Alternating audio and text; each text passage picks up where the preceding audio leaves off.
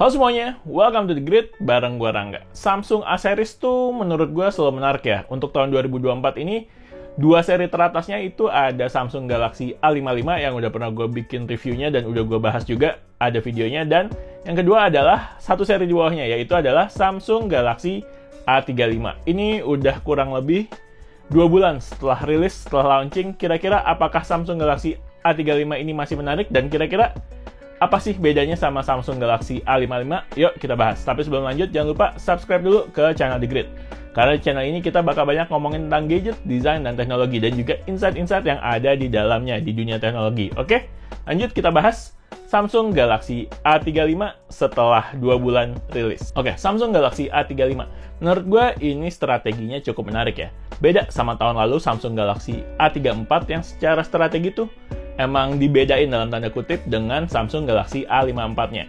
Secara material bahannya beda, kemudian secara ukuran layarnya beda, secara prosesornya beda. Ukuran layarnya kalau nggak salah dulu Samsung Galaxy A34 itu 6,6 inch, sementara yang Galaxy A54 itu ukuran layarnya 6,4 inch. Jadi emang dibedain secara formnya dan secara ukuran layarnya. Nah, untuk Samsung Galaxy A35 dan A55 ini, secara desain boleh dibilang hampir sama persis. Kemudian secara ukuran layar juga sama persis, 6,6 inch. Jadi apa ya, kesannya sekilas tuh kayak nggak ada perbedaan gitu. Perbedaan yang setelah gue coba lihat itu adalah ada perbedaan tinggi sedikit, yang Galaxy A55 kalau nggak salah lebih pendek sedikit, tapi secara desain tuh sama. Dan casing Samsung Galaxy A35 itu bisa dipasangin ke Samsung Galaxy A55, walaupun ada beberapa ports yang mungkin nggak ngepas ya, kayak ports audio, ports mic, port speaker tuh kalau nggak salah nggak pas. Tapi secara desain, secara di islandnya, kemudian secara layar depannya Infinity O, itu semuanya sama. Kalau dulu di A34, A54 dibedain,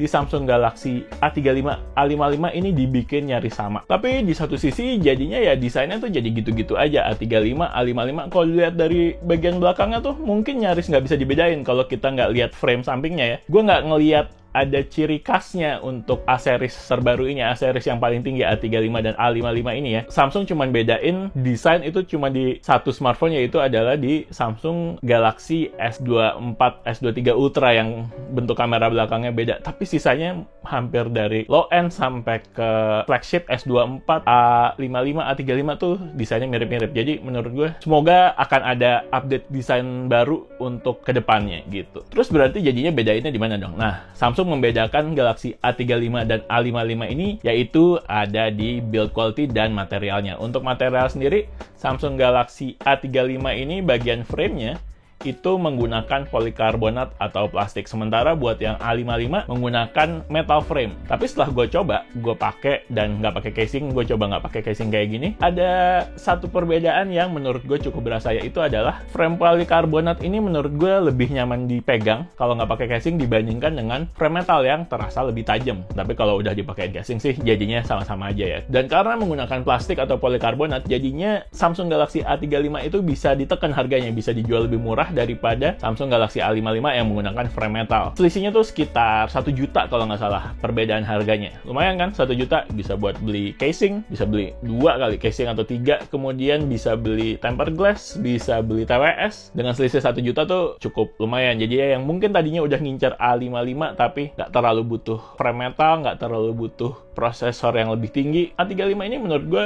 cukup oke sih buat dijadiin pilihan. Kemudian untuk bagian belakangnya, nah untuk bagian belakangnya ini bukan plastik nih, ternyata bagian belakangnya itu juga menggunakan glass. Jadinya secara desain biarpun simple, tapi menurut gue masih dapat premiumnya karena ada bagian kacanya nih di bagian belakang. Jadi nggak terlalu mid-range banget lah, masih ada feel premiumnya dikit. Untuk layarnya sendiri, Samsung Galaxy A35 ini menggunakan layar berukuran 6,6 inch Infinity O display, kemudian refresh rate-nya 120 Hz, lalu dia punya peak brightness 1000 nits, layarnya Gorilla Glass Victus Plus, dan udah ada always on display. Layarnya ini udah Infinity O, jadinya udah pakai punch hole kayak gini, beda sama Samsung Galaxy A34 yang masih pakai tipe layar Infinity V atau Infinity U gitu, gue lupa persisnya, tapi dia yang pasti adalah layarnya tuh pakai water drop notch gitu, jadinya kameranya tuh masih ada water drop notch frame-nya gitu. Kalau yang ini udah kayak gini, udah punch hole, udah mirip sama flagship-flagshipnya Samsung.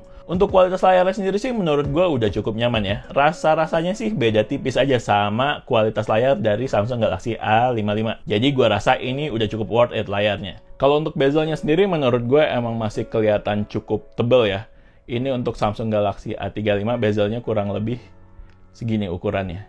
Nah, masih cukup tebal, nggak tebal banget sih, tapi masih cukup tebal. Gue sempet nyobain smartphone merek lain yang emang di kelas mid-range bezelnya tuh cukup tipis kiri kanannya. Tapi banyak kan yang bezel kiri kanannya tipis itu nggak simetris. Jadi bezel bawah dan bezel atasnya mungkin sedikit lebih tebal. Nah, Samsung Galaxy A35 ini biarpun bezelnya tebal, tapi bisa dibilang hampir balance, hampir simetris tuh.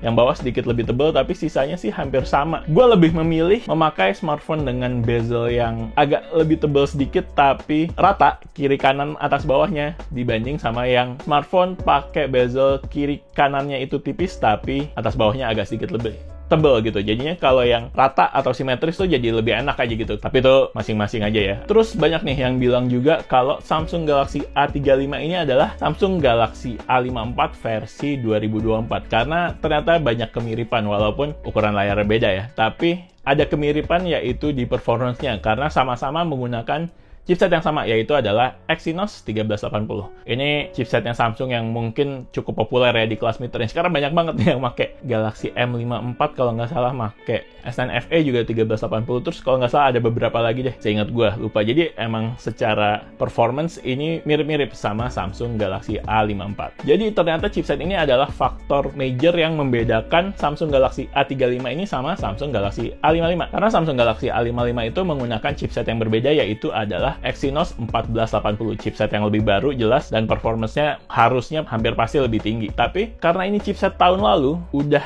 banyak yang make juga di line up Samsung. Jadinya untuk gaming, untuk performance-nya itu udah lebih di-optimize untuk Exynos 1380 sama developer game. Jadinya kayak misalkan gue main CODM di sini, ini udah dapat grafis high, settingan grafisnya sama, refresh rate-nya sebenarnya udah bisa pakai max, tapi kalau mau grafisnya high itu bisa di very high ya. Nah, kemarin kalau nggak salah waktu gue pakai Galaxy A55 itu waktu pertama kali pakai belum bisa tuh sampai kayak gitu, nunggu update dari developer gamenya. Jadinya ada keuntungannya pakai chipset keluaran tahun lalu ya, yaitu karena dia udah lebih optimize dibandingkan dengan chipset yang keluaran tahun ini. Karena udah banyak yang pakai, chipset udah banyak yang pakai, udah ketahuan bug-bugnya, udah ketahuan masalahnya, diupdate lah. Sementara buat yang Exynos 1480 yang lebih baru, karena sama-sama baru keluar, baru dipakai di satu HP, jadinya baru ketahuan nih, oh ternyata kurang di sini, baru developernya akan mengupdate gitu biasanya. Dan itu kan butuh waktu ya untuk update, untuk developernya ngecek dan segala macam. Jadinya lebih optimize saat ini di Galaxy 1380. Tapi kalau nggak salah yang 1480 tuh udah mulai pelan-pelan, udah mulai dapat update. 1380 buat gue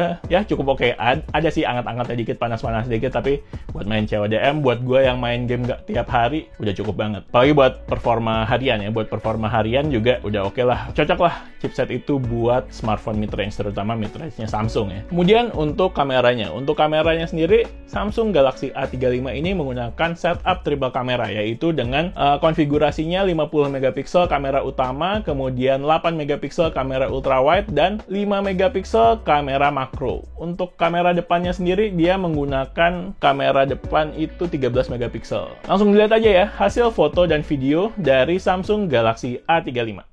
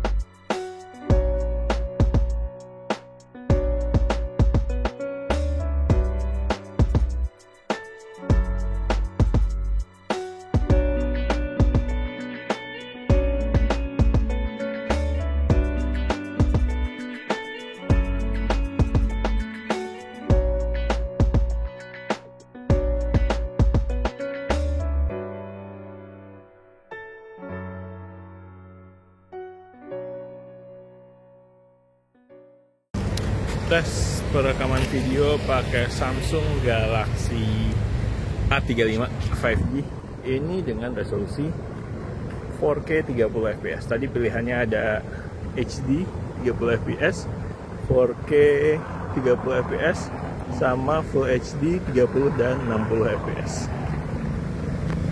Oke, kurang lebih kualitasnya kayak gini untuk kamera belakangnya Samsung Galaxy A35 5. Sekarang kita lanjut ke kamera depannya ya.